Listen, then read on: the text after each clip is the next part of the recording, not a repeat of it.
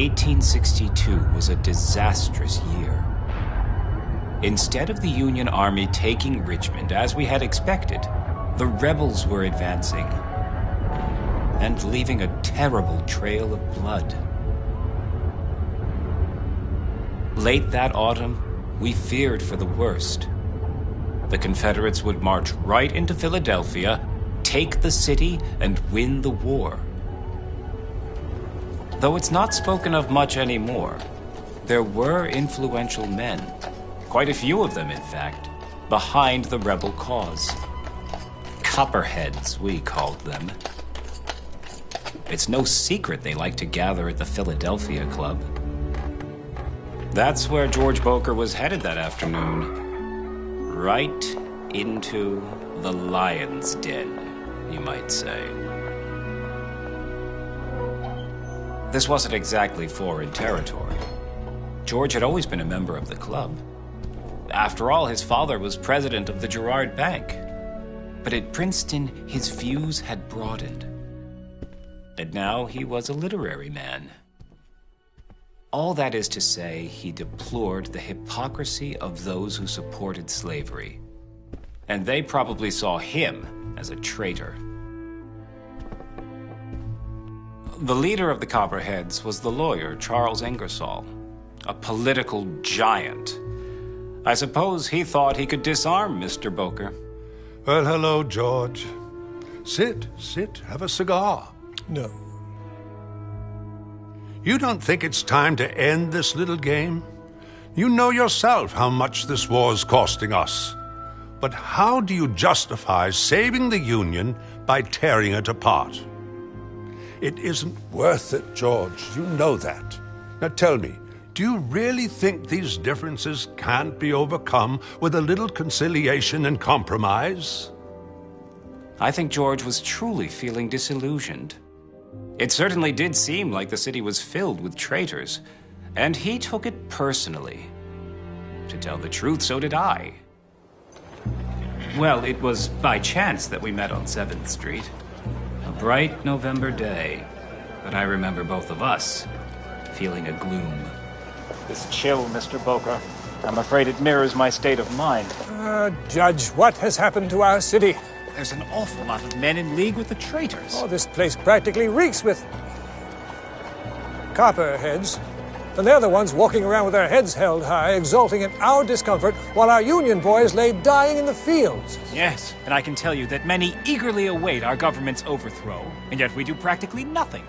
Might we not at least remove ourselves from all social relations with these copperheads?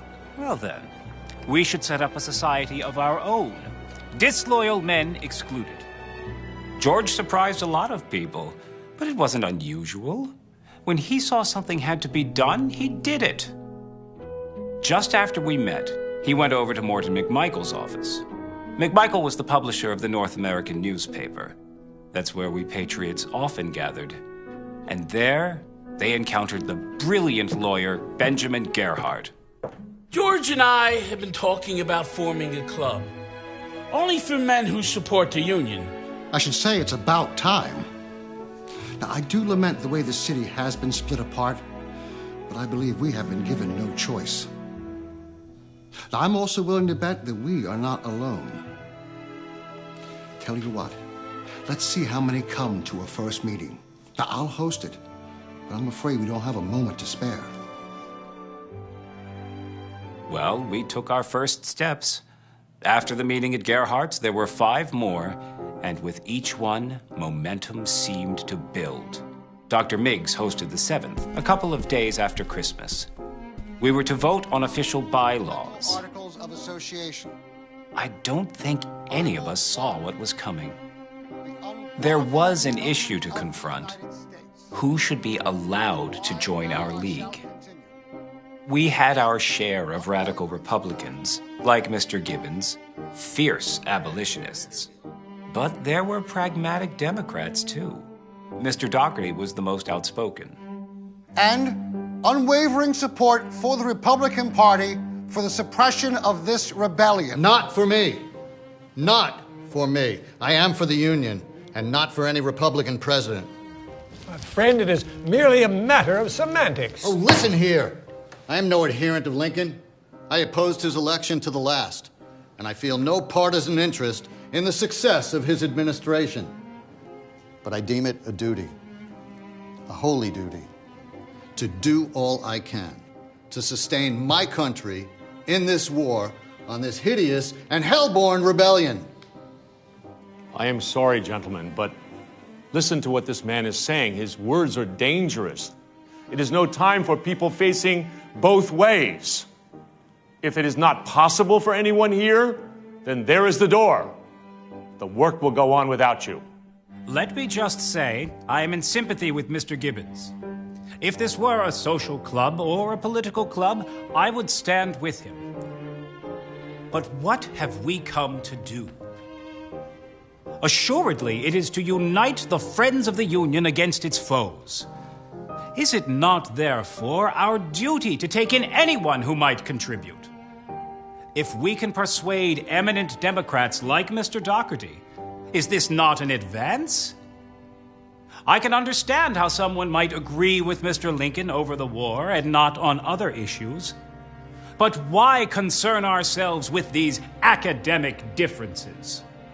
The only test of admission should therefore be support of the Union. From that moment, things began to move quickly. It was now abundantly clear that the Union would never prevail without broad political support. So the first thing we set out to do was create a chain of Union leagues across the nation.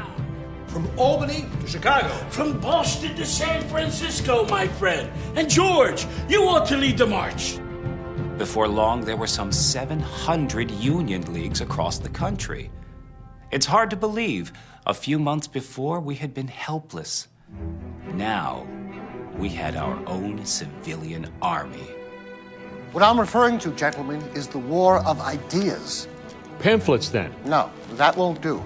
Not just pamphlets, but imagine using every written form possible. Books, posters, poems, circulars, broadsides, and not 100, no, my friends, but millions of copies. In the plain language of every man.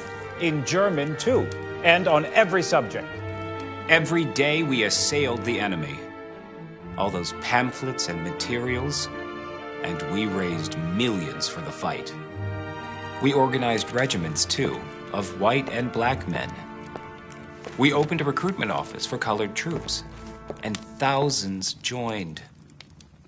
No small thing as the North finally turned the tide. How can I forget that spring night, April 10th, 1865? The long-hoped-for news finally arrived. Gentlemen, I have just received a telegram. War Department, Washington. The department has just received official report of the surrender this day of General Lee and his army on the terms proposed by General Grant. Well, Judge, it is done.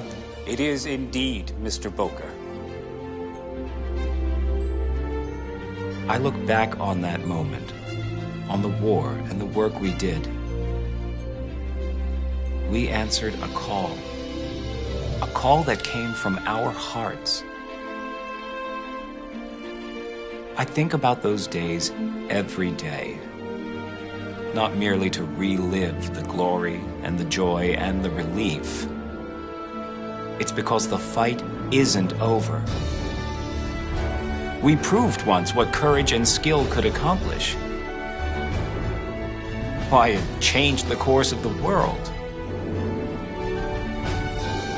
In the end, George said the wings of freedom soared a little higher. Now, as we look ahead, we have to ask ourselves, how much higher might they go?